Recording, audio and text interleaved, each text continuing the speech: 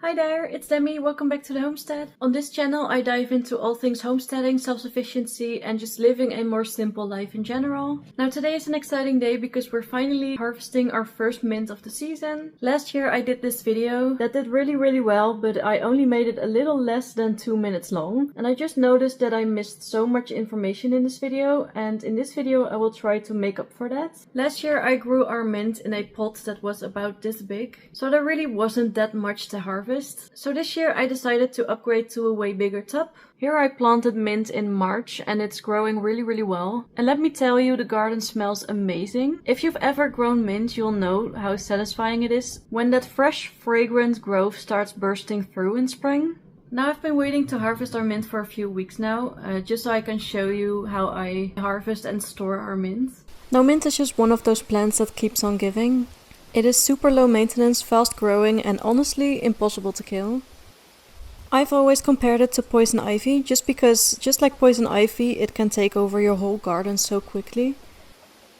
I recommend growing it in containers or pots or some other designated spot where it can spread without bothering any other crops. The best time to harvest mint is when the plant is 6 to 8 inches tall and almost about to flower. I am harvesting a little bit early this time because I wanted to spread a little bit more to the empty spaces in this container. But at 6 to 8 inches is when the oils are most concentrated and the flavor is the strongest.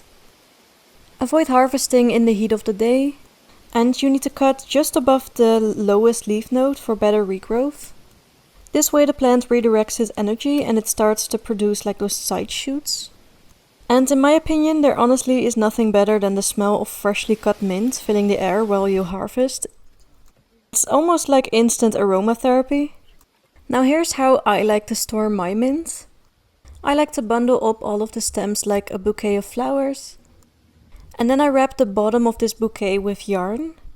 And I do this quite tightly, just so no stems will fall out on their own. And then once I have it all wrapped up, I hang it on my porch. And then I'm just gonna let it dry in the sun. And then whenever I want mint, I can just cut it off of the bundle. And then once it's fully dry, I like to hang mine in the kitchen. And one of these bundles will last me about half a year. And that's it, our first mint harvest of the season. Whether you're growing mint in a little pot on your balcony or in a full raised garden bed, mint is just such a rewarding plant. And now I'll get to harvest our mint a few more times this year, and each harvest will get bigger and bigger. Now if you found this video helpful, then please make sure to leave it a big thumbs up because that really helps out my channel. And hit that subscribe button so you don't miss out on any of my new videos. I do have some really good videos planned for this year, so that's just a heads up. And let me know in the comments, what is your favorite way to use mint and are you growing it this season? And as always, thank you so much for watching and I hope to see you in my next video. Goodbye!